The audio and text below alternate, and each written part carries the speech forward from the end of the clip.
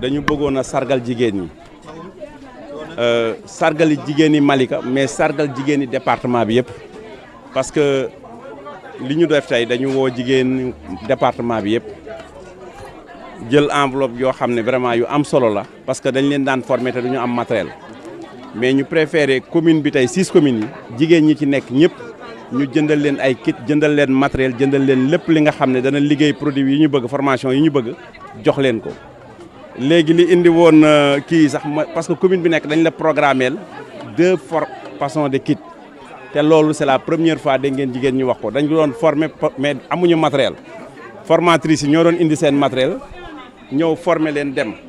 tey nag ñoom dañu am seen matériel bopp quel que soit ñoom bu ñu bëggee formation dañuy génn waat seen matériel ñëw former ko loolu nag lu tax ñu koy def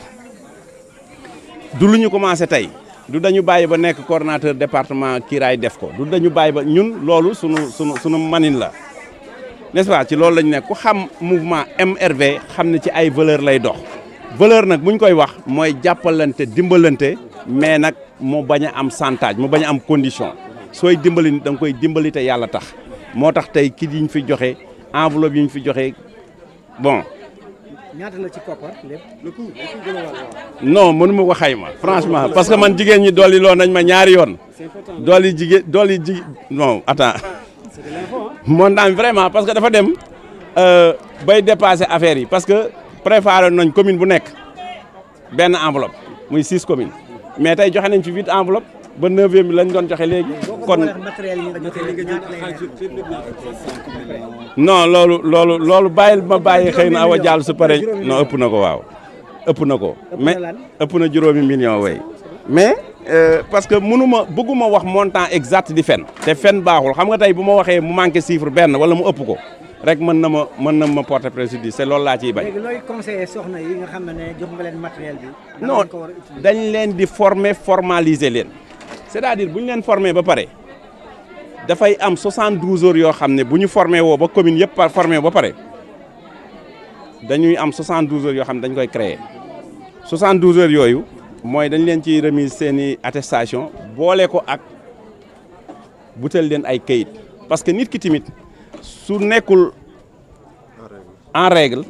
mën na poser problème ci financement yu mu bari am te dañu pare pour accompagner leen après ci yeneen i financement yoo xam ne mënoo ko def te amuloo kayit te nekkul en règle moo tax 72 heures yooyu pour jox leen attestation rek motul 72 heures mais c'était pour wutal leen ay kayit moo tax ñu def ko 72 heures. lan mooy perspective bu mouvement bi. non mouvement bi ñëpp a ko xam MRV moom ay valeur rek lay dox. c'est-à-dire fi mu bëgg a jëm nii mooy leen dong la mi ngi ci Kiraay tey man nekk naa coordonnateur département Kiraay. mais yàqul dara ci ambition bi ñu am ci Malika tey laa ci gën a engagé wu benn ambition laa am wax naa ko démb wax naa ko barki démb parce que man ñi ma topp ñëpp lenn rek la ñu sàkku ci man mooy ma jiite Malika. taxaw nga tem pour jël mairie Malika. loolu bu combat bi doon tey suba ñu bëre daan ko parce que ñii ci sunu ginnaaw liggéey nañ ko taxawu nañ ko vraiment xoolal ñi sama ginnaaw xoolal suba ba léegi rek bâche yi ni ñu ko organisé motul yéen ñëpp bi ngeen ñëw yëgu leen ni lii am na fi tey ngeen ko yëg. xoolal organisation bi ngeen fekk xoolal li ngeen fekk ci mbooloo te lépp kenn organisé wu ko pour MRV benn Moussa Diop la ñu woo mu ñëw ànd ak équipe MRV yëpp benn lañu ñoom kenn moo yore organisation muy Moussa Diop su jógee ñëpp daw topp ko moo léegi bi ñuy wax maa ko woo léegi mi ngi jóg di tegale ay 16 loolu don de choix la c'est-à-dire da ngay xam ne ñii li ñuy def bëgg seen gox ñu koy def bëgguñu njóogu de parce que njóogu dafa rafet wala dafa am dara amul bu ko ci defaree ba pare billahi wallahi amul kenn ku ciy taxaw ne ma jox ma butéelu ndox ku ci nekk bu defee ba pare day continuer dem yoonam du ma leen sax gis après loolu lan moo ko waral tey bu njëkk da nga daan topp politicien pour loo am ci moom wala après pour loo ko jox ndaw ñi dañu bëgg léegi nag man dama am tey devoir pour taxawu Malika defar ko comme ñoom niñ ko bëggee parce que loolu la ñuy xaar ci man. nekk naa léegi candidat lan yow dama lay dóor boo ma jegee de man maire laa nga naan man dama ay maire bi bu ma ne bu bëree doon tey suba dama koy jël.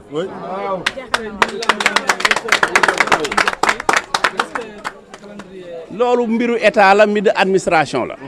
ñun daal dañoo tëggal ko dañuy tëgg combat dañuy bëree combat. bis bu ñu fédération ne firt ñun ñu taxaw nañ pour bëre defe naa man nag dama leen di défier man yéen journaliste dama leen di défier tey lu ma mësul wax waaw wax leen ma ci département bi yëpp lii fan ngeen mos a fekke benn leader bu organiser lii di ko def te ñun am nañ fi ay nomination bu nekk ci département bi incha allah waaw ñun loolu la ñuy ñaan man bi non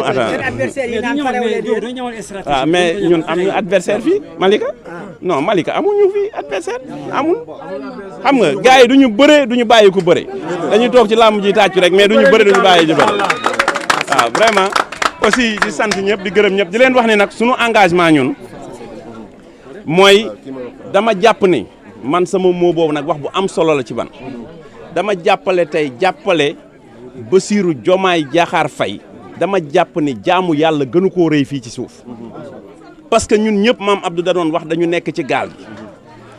gi am ñoo xam ne dañu bëgg mu juutu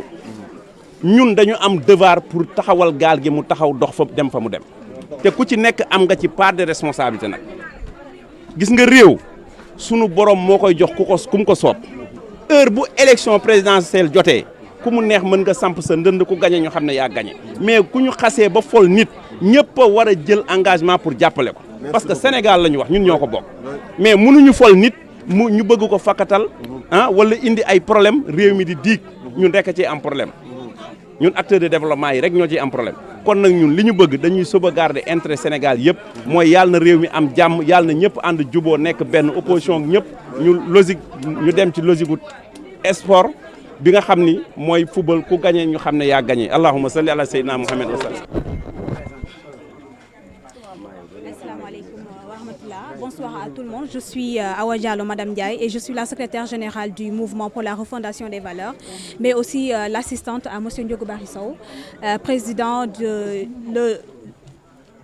président du MRV, mais aussi coordonnateur départemental de Kiraay de Keur Massar. Alors, aujourd'hui, vous avez sacrifié la tradition pour venir appuyer les femmes de la commune du département de Keur Massar, mais c'est aussi de la commune de Malika. Peut-on savoir le sens de ce don et le sens de cette remise de don, sa nature et qu'est-ce qui vous a motivé? Alors, nous remercions d'abord le public et toutes les femmes présentes à cette remise de kits de formation, à toutes les présidentes de cellules et les présidents de groupements de femmes. Alors, le don de ces kits a été organisé par le président Ndiogou Barry Sow, coordonnateur départemental de Kiraay de Keur Massar, dans le but de les aider à l'entrepreneuriat, mais aussi à la fonction publique. Quelle est la nature de ce don? Ce don est composé de quoi? Alors, ce don est composé de kits de formation pour la transformation locaux des produits, mais aussi à la savonnerie et cosmétique et toutes les formations sur lesquelles les femmes comptent vraiment pour développer leurs activités. Alors, vous comptez accompagner ces femmes, une fois qu'elles vont terminer leur formation? Oui. Alors, l'accompagnement des femmes n'est pas quelque chose de nouveau au sein du MRV. Avec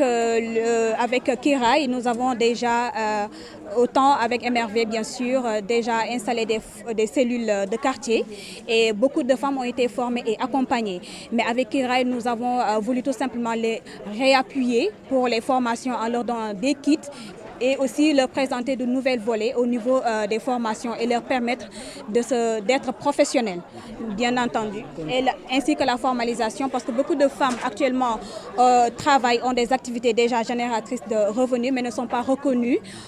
au niveau national, donc elles ne peuvent pas concourir au niveau des foires, elles ne peuvent pas vendre au niveau au plan international. Voilà,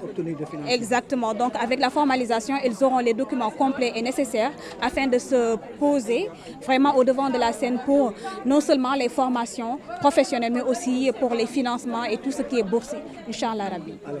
le challenge maintenant du mouvement MRV, oui. Vous avez dit aujourd'hui que vous êtes prêts à aller aux élections locales. Effectivement, nous sommes déjà élus, je peux dire. quand il s'agit vraiment d'apparaître au devant de la scène et servir la communauté de Malika, mais aussi le département de Keur Massar, même sur le plan national, le MRV a déjà été au devant. Actuellement, au niveau de la commune, nous pensons et nous savons que nous sommes les premiers leaders du département et aussi de la commune de Malika. Tous nos efforts fournis dans la commune, mais aussi les activités qui ont été réalisées avec la cellule de massification dont le président est M. Libas Gueye et aussi Fali Gadji qui est la présidente de la cellule féminine des jeunes au niveau de Malika, au niveau du MRV. Nous savons que nous sommes déjà prêts et nous ne pouvons combattre aucun leader. Ce serait gagné effectivement demain. Si demain, bien sûr, les élections ont été programmées, nous savons que nous sommes déjà élus car la voie a été déjà validée par les Malikois en ce moment. Oui.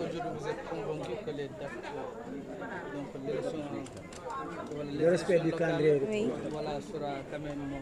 tenu à date. Nous espérons que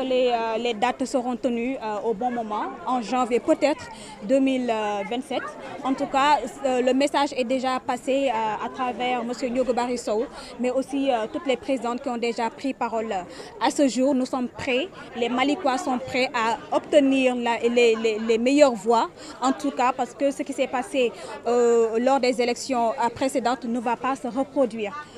Nous avons tenu vraiment à corriger toutes les erreurs qui ont déjà été commises et nous sommes prêts à aller de l'avant et à gagner, mais aussi remporter non seulement le département de Keur Massar, mais aussi la commune de Malika, Inch'Allah. Merci. Oui. Merci à vous.